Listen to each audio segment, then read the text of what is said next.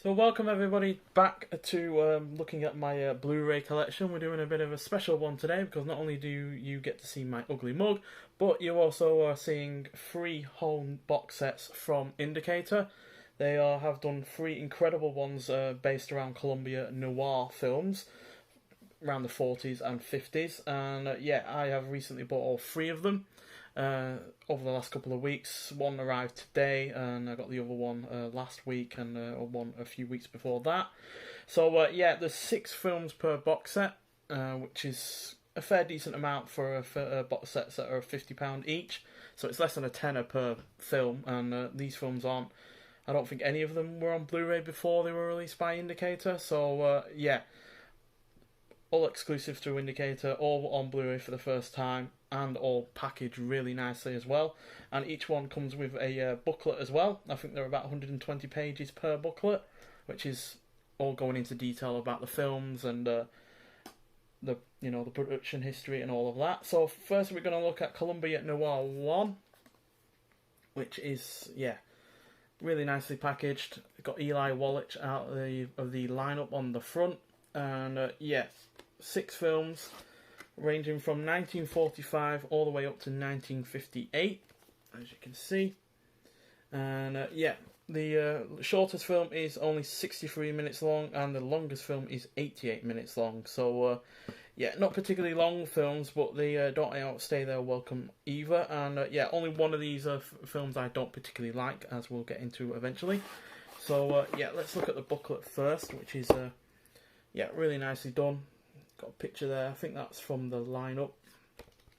And just goes through all different kinds of stuff. Tells you about the cast, the crew for each film, and talks about it in detail.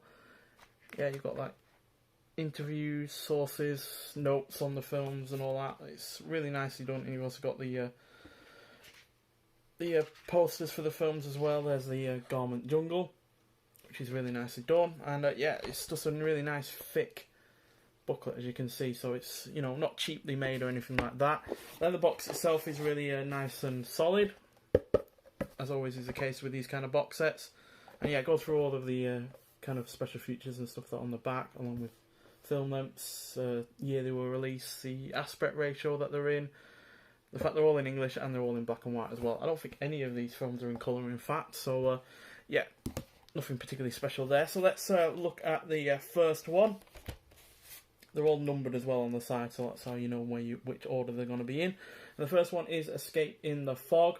This is the shortest film out of the lot, at only 63 minutes long, and it's from 1945.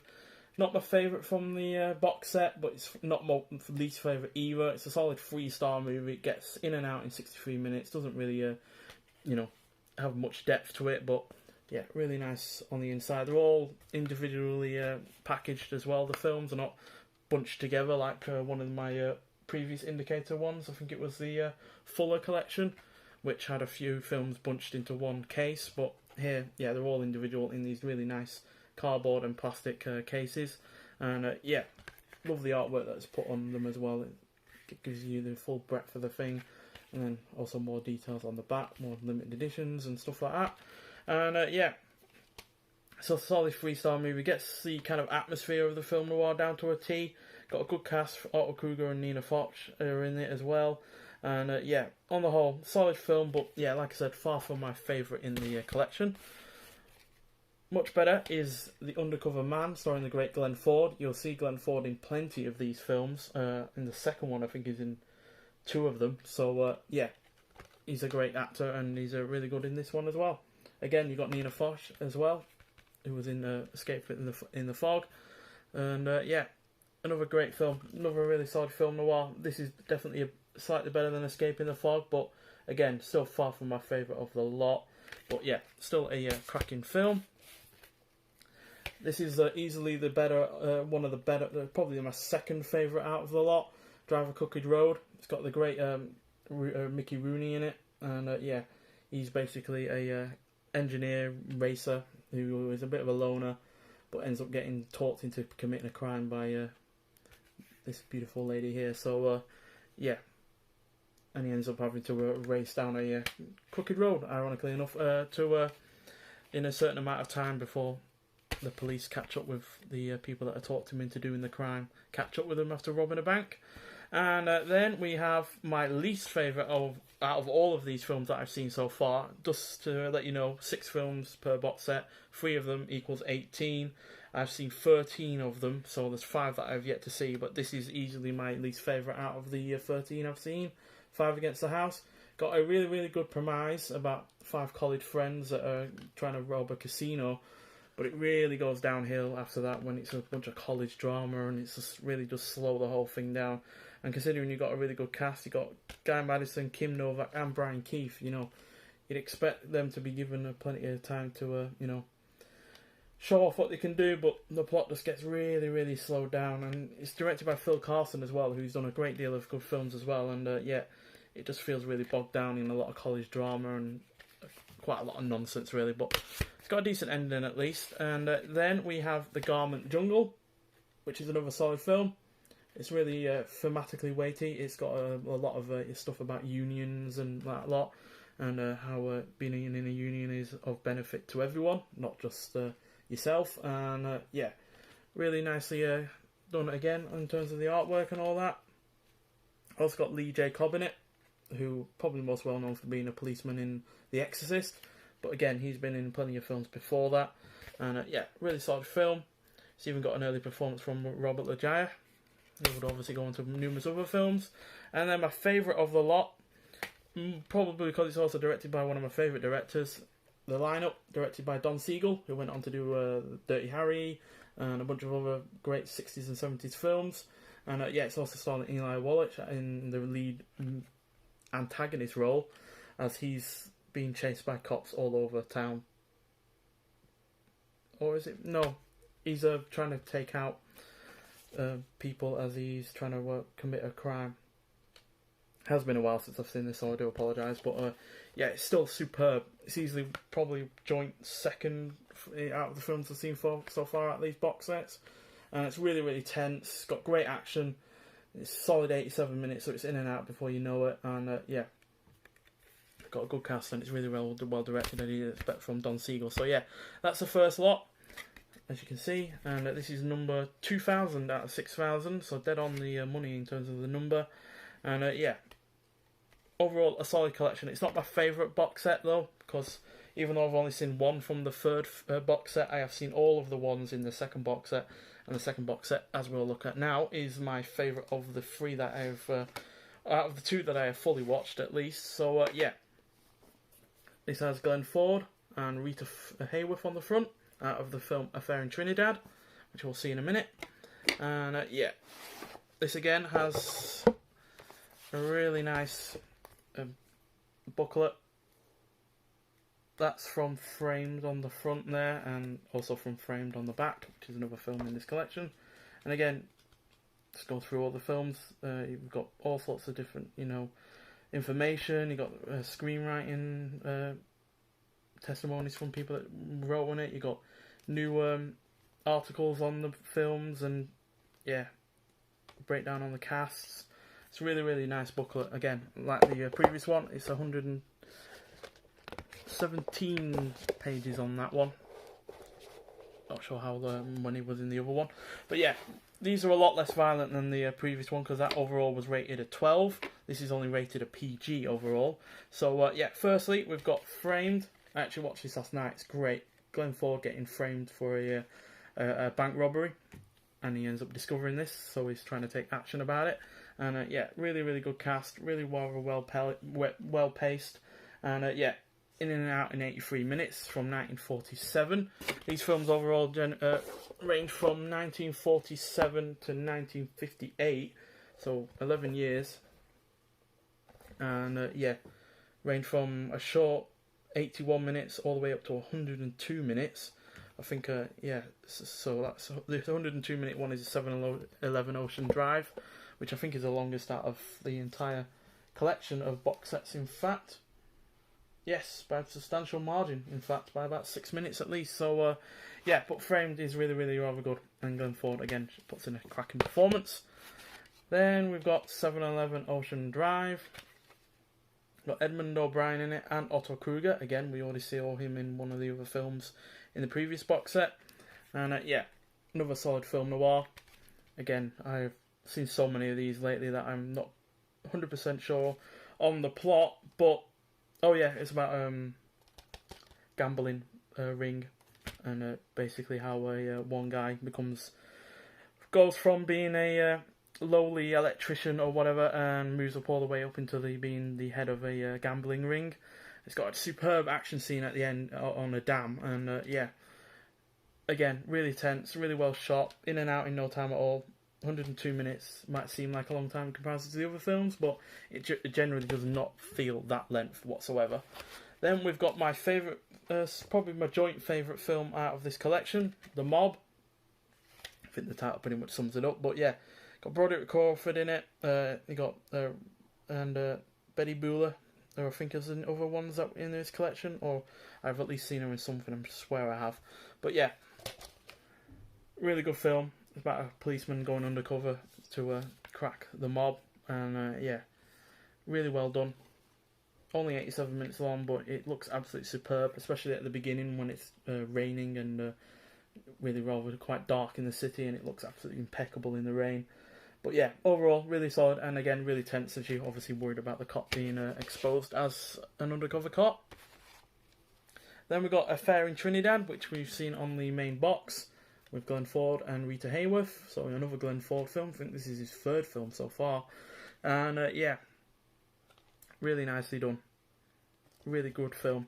Could seem like a bit of a Casablanca knockoff, because it's, you know, a man and a woman, and you know, they were in a tricky situation, and it's only set a few years after World War II, and they're in a different country, in Trinidad, believe it or not. And yeah, it's far better than that.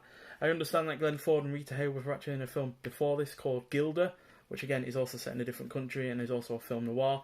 But even if I had seen that before this, I still would have enjoyed this just as much, because it's impeccably done, incredibly tense, and yeah, Glenn Ford once again getting set up for a fall in some regards, but he's basically just trying to find the killers who killed his brother. Then we've got the second to last one out of this lot. We've got Tight Spot, starring the great Edward G. Robinson, who we've seen in stuff before, especially in terms of my other collection, and then Brian Keith, who we've seen in another one of these films, and yeah, also Ginger Rogers. And yeah, it's primarily set in one location, in a hotel room, but despite that, and being at nearly 100 minutes long at 97 minutes, it's, yeah, really, really well done, and yeah, really rather quite tense, and Ginger Rogers and Brian Keith are superb together. So yeah, another highly recommended film. And then lastly, we've got Murder by Contract, basically following the exploits of a hitman, but when it comes to a woman, he might not be able to murder her, he might be able to murder her, we don't know. But yeah, really well done, and Vince Edwards is superb as the cold, calculating hitman, who goes from not being one to being one of the more successful ones that you've probably seen on a film. But yeah, again, great. Only 81 minutes as well, and yeah, it really does not feel it. And finally, we've got Columbia Noir 3. And yeah, really nicely done. Oh yeah, Columbia Noir 2 was 1,246 out of 6,000. All of these are limited to 6,000, so if you're interested in them, then I highly recommend getting into them. But yeah, Columbia Noir 3. Not seen all of these, I've only seen the first one out of these, so yeah, I can't comment on all of them, but we will still look at them nonetheless, the cast and etc. But again, nice solid box. Not sure which film this is from, because I've not seen them all. Might be Johnny O'Clock, I think. But yeah, again, ranging from 1947 to 1959. So yeah, we've got one of the newest of any of these films from 1959, and they range from a scant 74 minutes all the way up to 96 minutes. So still a fair bit off 7-Eleven Ocean Drive, which was 102. So yeah, but yeah, and then we got all of the films, and again a nice solid booklet. This is again 117 pages. They're probably all 117 pages, to be fair. But yeah, I've only heard bad things about one of these films, but even so, it still had I think a 2.9 out of 3 on Letterboxd, so that's hardly a bad amount. And yeah, first of which is Johnny O'Clock, the only one I've seen out of this collection. I did see it last year, so I can't really remember anything about it. But I know Dick Powell is really good. And again, we have Lee J. Cobb, who we've seen before. And again, Nina Foch as well. Or Foch. I'm probably mispronouncing her name appallingly, so I do apologise. But yeah, another cracking film noir. And yeah, really well done. It's 96 minutes long, so it is the longest out of this box set. But in all intents and purposes, I can't remember much about it, but I do remember that it wasn't a boring film. So yeah, there is that. And then again, we have a couple of recurring names in the dark past. So again, we have Nina Foch and Lee J. Cobb. We also have William Holden. And you'll see there, we have a Lois Maxwell, who was Moneypenny in a dozen James Bond films or so. So yeah, really am looking forward to seeing this, because I've not seen Lois Maxwell in much before outside of the Bond films. But again, with that free lead cast, surely we can't go wrong. Surely this is the one that has 2.9 on Letterboxd, the lowest out of all of these films that we've seen so far. So I hope it is better than that rating suggests. And yeah, it's also directed by someone I've seen films before, I'm sure, Rudolph Maté. And yeah, with that cast and the fact it's only 74 minutes long, it should hopefully be pretty good. And then we've got Convicted, once again starring Glenn Ford and Broderick Crawford, who we've seen before. And yeah, I know it's set in a prison, but that's all I know about really. So yeah, still looking forward to seeing it. And yeah, it can't be all that bad because it's got Glenn Ford in it. And yeah, but no one else I would not recognise outside of Broderick Crawford. But yeah, looks like a solid film. And again, it's only 91 minutes long, so it can't be that bad. And then we've got Between Midnight and Dawn. I'm not sure, I think we've seen the film so far with Edward O'Brien. But yeah, he's the only one that I recognise name-wise out of these films that we've seen so far. So yeah, not 100% sure about this. It is 89 minutes long, so it's not particularly long, but hopefully it is good. Then we have The Sniper, which pretty much sums up the plot in some regards on the front. To the police, stop me, find me and stop me, I'm going to do it again. So basically a sniper that's shooting people over and over again until the police stop him. So yeah, seems a little bit exploitative, but it's only 88 minutes long, but it is the highest rated I think we've seen so far at 15. So yeah, apparently it's got a strong threat, and I imagine a lot of shootings as well. So yeah, you can see what it says on the back there. They were all brunettes, all under 30, and they all crossed the path of the sniper.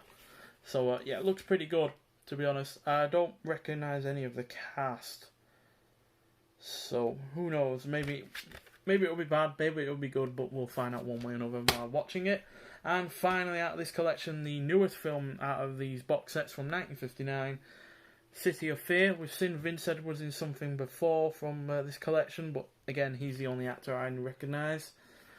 But again, this is only 75 minutes long, so it's the second shortest here. Yeah, being the more modern film, I imagine it'll still be good. But it is only a PG, actually.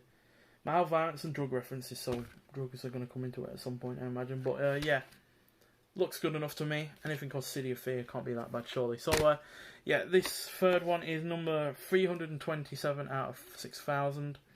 So yeah, I've got in pretty early there. I ordered it as early as I did because it went out of stock on Zavvi, so I was unsure whether or not it would be in stock for much longer. So yeah, I jumped the gun really, because yeah, I bought the first one when I'd seen all of the films. I bought the second one when I'd seen all but two, but I bought this third one after seeing only one. So yeah, I did kind of jump the gun, but hopefully it'll be worth it in terms of a blind buy. I don't often buy such expensive box sets on a blind buy. I usually, like I said, with the first one at least, buy them when I've seen most of them, or if not all of them. But yeah, I am looking forward to seeing the rest of these films in the third box set. But yeah, outside of Five Against the House, I have been impressed with most of these films. So yeah, it's hardly been a bad buy. So yeah, currently 12 out of 13. So hardly a bad run so far, and hopefully it'll be 17 out of 18 by the time I've watched the rest of the third box set. So yeah, incredible box sets, incredible value for money. Like I said, £50 for 6 films per isn't bad at all. And yeah, especially considering the quality of the cases, the amount of extras that you get, and yeah, and the booklet and the hard box that you get and the slip as well. It's all really well done, and I just adore the way they've done it. I'm so glad that they've not bunched 2 or 3 films in together, because they could have easily done it with City of Fear and the other short one that was in the 3rd box set, because they're only an hour 15 each, and so they could have easily bunched 2 films in one disc or in one case, but thankfully they didn't, especially considering you get the great artwork when they're all individual. So yeah, that is a big plus for that. So yeah, hope you've enjoyed this video, hope you've enjoyed seeing me, and to be honest, I'm not entirely comfortable with me on camera, but if you like this style of doing this more, then I will do it again. And as you can see, there's one of my massive shelves with all my films on, and several posters as well behind me that we've seen in previous videos that I've looked at the films in the cases, but their posters were up on the wall, so that's why you didn't see them. So yeah, nonetheless, thanks for watching, and I'll see you with the next one. Bye.